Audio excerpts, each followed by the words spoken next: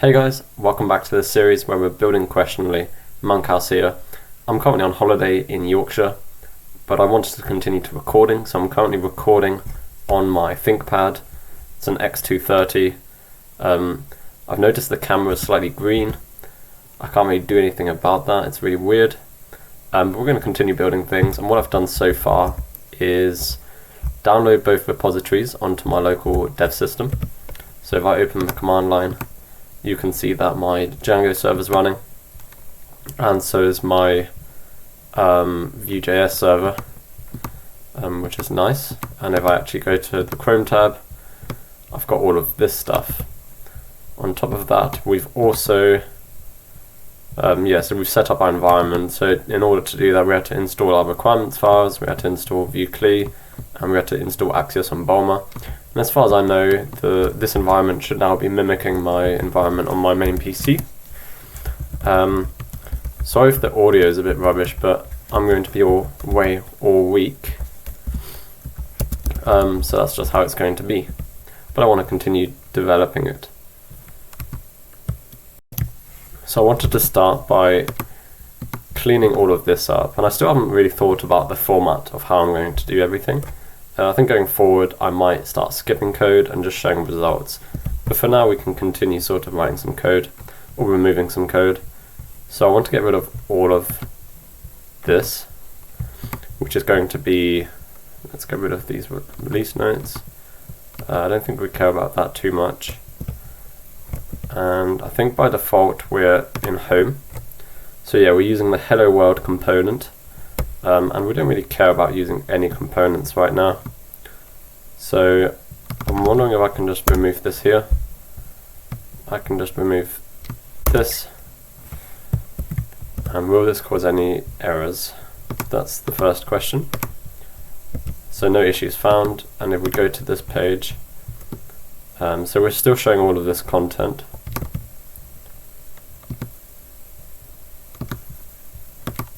Which means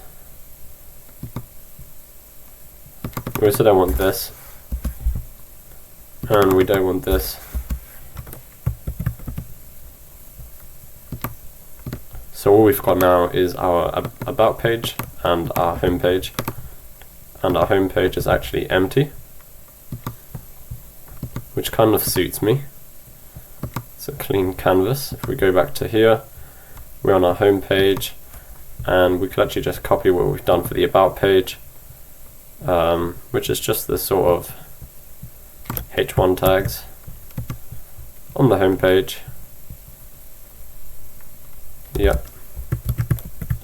And we can say this is a home page. Let's go to our server. This is a home page. This is an about page. Okay.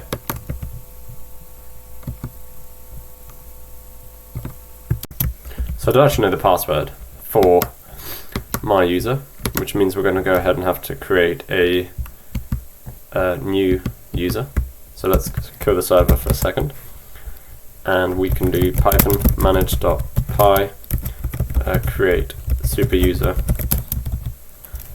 Username can be Monkhouse because we've got admin already, and password, could do email. It's going to be test@gmail or test@example.com. We can always change this. And my password's going to be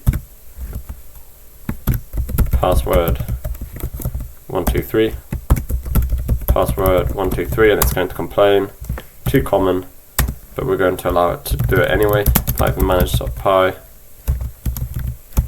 python manage.py, run server.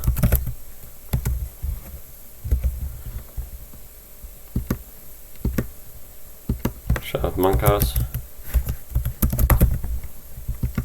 And then this was password 123.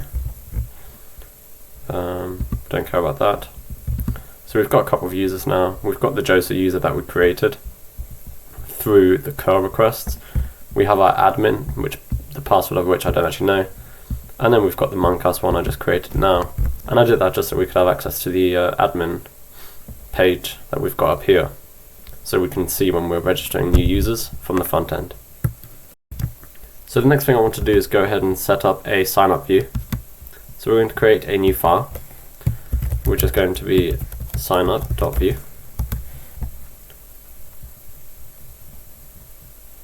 That looks fine to me.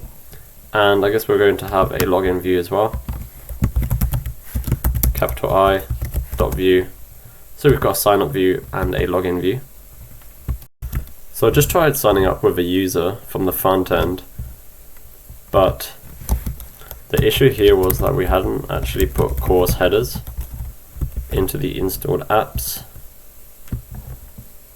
And we also want something in here, which I think is CORS headers.middleware.CORS middleware. So let's try again. So in the meantime, what I've actually gone and done is we created a login view, which is down here somewhere, a sign up view, sorry. And we're using Axios to hit the API v1 users, well, just the users endpoint. And what we want to do is try and sign up.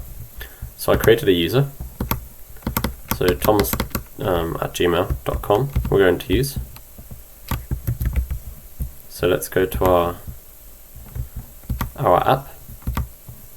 Here we've got the blocked by CORS policy. Let's try and sign up again. Actually, I'll leave up the console.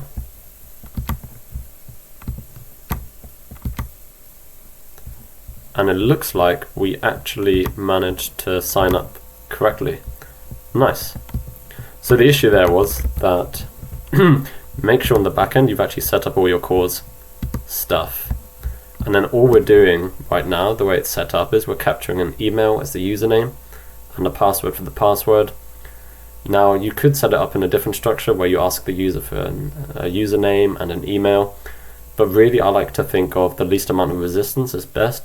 So if they just have to give an email, we can just go ahead and set that email as the username, and perhaps you can even set the email as the email too in that same request, and then allow the user to actually change their username at a later date.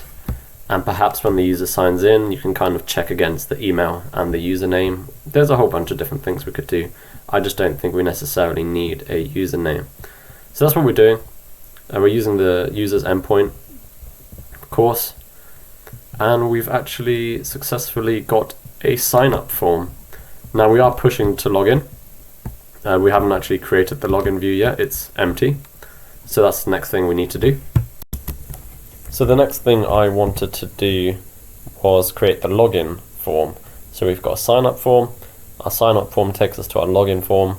Our login form takes us to a home page, an about page, dashboard, something like that. We can look at the code briefly. So in my login view now, we've got just a normal form. Again, we're asking for username, we're asking for password, and we've got some error logging if there's any errors. We've got a login button, and then we're using our Axios HTTP client to submit a form with our new headers, well, with our new token in our header. We're going to be posting to the login endpoint that we've seen before in the previous, well, in one of the previous videos, probably one of the first 2 or 3 videos.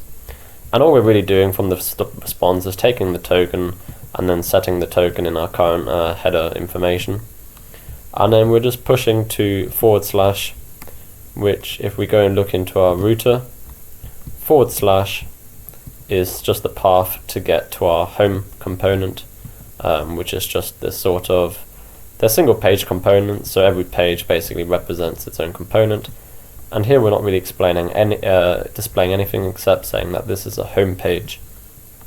So what we can do now is test this. So if we go back to our login page now, as we can see here and up here, if we put in our password that we have stored in just Joplin, copy that, and paste that in here, what we will find is I think it worked. We'll have to see. I think we're supposed to get, let me check my code again.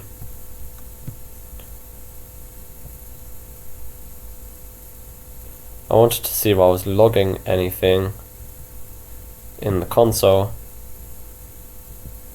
but we're not actually. We only do some logging if there's any error messages. So that worked okay. So we can now go into our terminal and we can see a post to the login.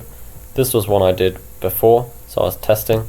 And a way to really test this as well is to now actually go ahead and go into our application, go into local storage and see if we've got a token there, which we do.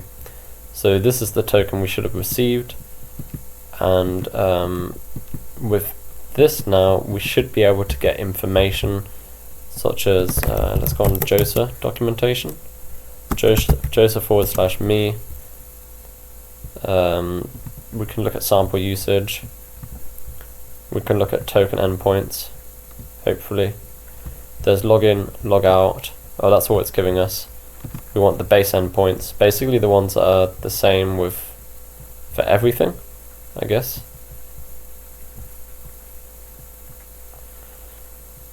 So user create, activate, user. This is the one we want. We want /user/me, and we can kind of get the user field, username field. We can get the primary key of the user. We can kind of get any information that we want about our user or about ourselves, essentially. So I think that's going to be it for this episode. So what have we done? We created the login. We created the sign up view and we created the login view. Now something that we could do is these pages like home and about. We really, at least home, I think, well maybe not home and about, we might want to create a dashboard page, and that dashboard page is only going to be limited to people that are authenticated, in which case we can really start using our store and any variables we have in there. So if we open up our store, we can now sort of use this flag to see if our users are authenticated, and we can hide certain views if the user is not authenticated, etc. So that's what we're going to be doing next. It's quite exciting, we're kind of getting there. I mean, we've got the authentication done. After the authentication, we just need to allow people to like create boards, create new questions, and so on and so on. And we're just going to keep building from there. So that's it for this video. Thank you for watching.